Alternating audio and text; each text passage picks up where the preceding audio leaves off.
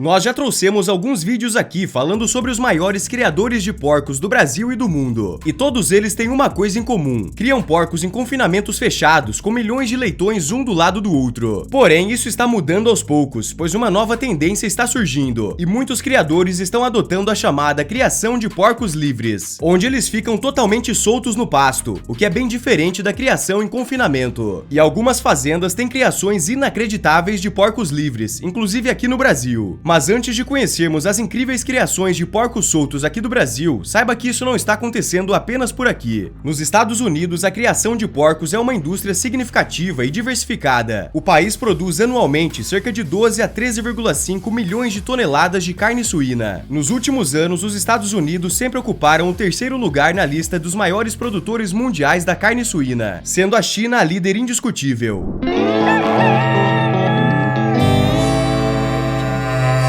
Além das numerosas fazendas industriais pertencentes a grandes corporações, existe uma crescente tendência de fazendas de porcos ao ar livre nos Estados Unidos. Essas fazendas, muitas vezes de propriedade familiar, permitem que os porcos sejam criados em pastagens e áreas arborizadas, onde podem consumir uma dieta variada, incluindo plantas, insetos e nozes. Essa dieta diversificada não só melhora a qualidade da carne, mas também é mais apreciada em comparação com a carne de porcos que passam toda a sua vida confinados em celeiros. A região oeste de Iowa é particularmente notável nesse contexto, pois possui a maior concentração de fazendas de porcos nos Estados Unidos, incluindo fazendas ao ar livre. Por lá, as porcas grávidas vivem juntas, exibindo comportamentos naturais e levando uma vida que se assemelha muito à dos javalis selvagens. A principal diferença é que esses porcos não destroem as colheitas. Antes do nascimento, as porcas são examinadas com máquinas ultrassônicas sem fio para avaliar o desenvolvimento dos leitões. Esses exames mostram que as porcas criadas ao ar livre geralmente têm uma condição muito melhor do que aquelas criadas em fazendas industriais. Após o nascimento, os leitões vivem com as mães por cerca de 50 dias, o que é o dobro do tempo em comparação com os leitões criados em fazendas industriais. Em 2022, estima-se que haverá quase 400 fazendas de porcos ao ar livre em Iowa, de um total de aproximadamente 5.500 fazendas de porcos no estado. Uma característica distintiva das fazendas ao ar livre é que os porcos geralmente não são alimentados com ração ou recebem uma quantidade muito pequena dela. A criação de porcos soltos no pasto tem se destacado como uma alternativa ética e sustentável à criação intensiva em confinamento. Essa prática, que resgata métodos tradicionais de criação, tem sido adotada por criadores e empresários que buscam oferecer uma carne de melhor qualidade e, ao mesmo tempo, respeitar o bem-estar animal. E claro, aqui no Brasil também temos excelentes exemplos disso. Rafael Cardoso, um chefe de cozinha, é um exemplo dessa mudança de paradigma. Ele foi entrevistado pelo G1 e sua história chamou a atenção de muita gente.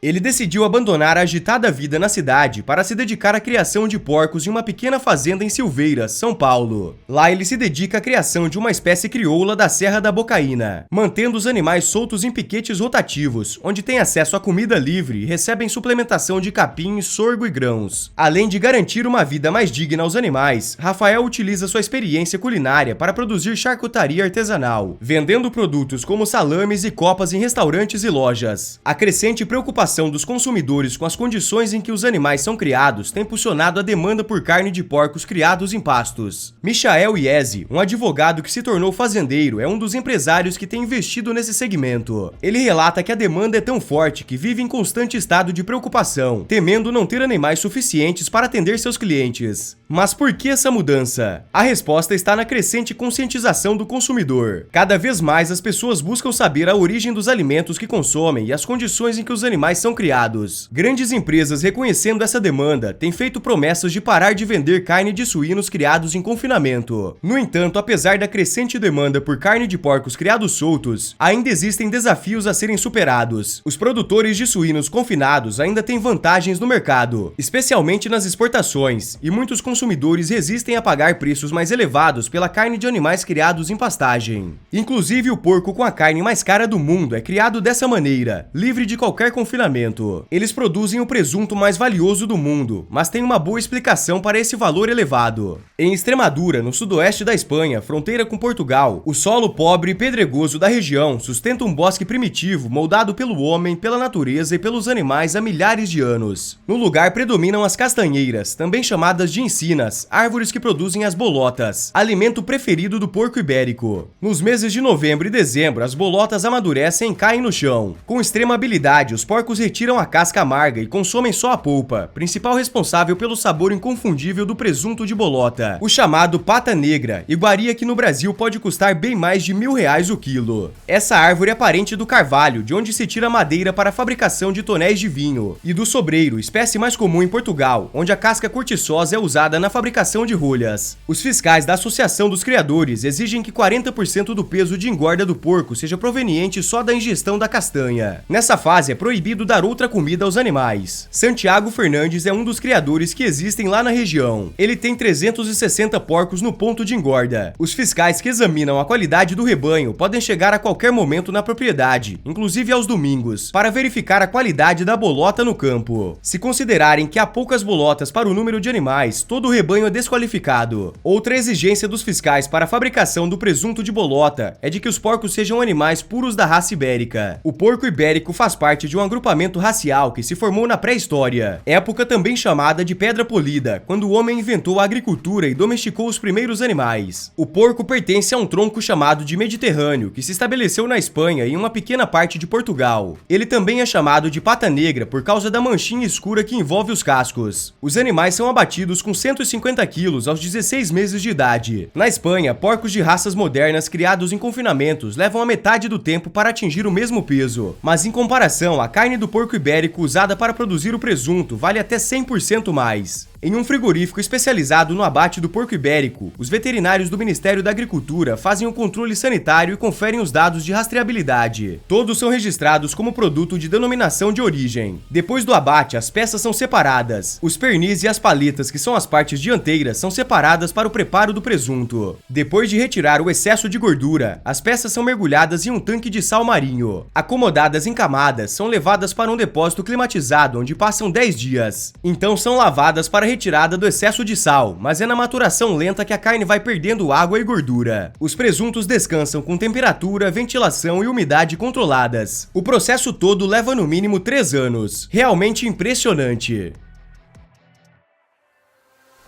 Se você chegou até aqui é porque gostou do vídeo, então por favor não saia sem deixar o seu gostei e se inscrever no canal, isso é muito importante para nós. E deixe aí nos comentários o que você achou. Para mais vídeos incríveis como esse, basta entrar em nosso canal Fatos Rurais, lá tem mais de 500 conteúdos que você vai gostar também. Até o próximo vídeo, tchau, tchau!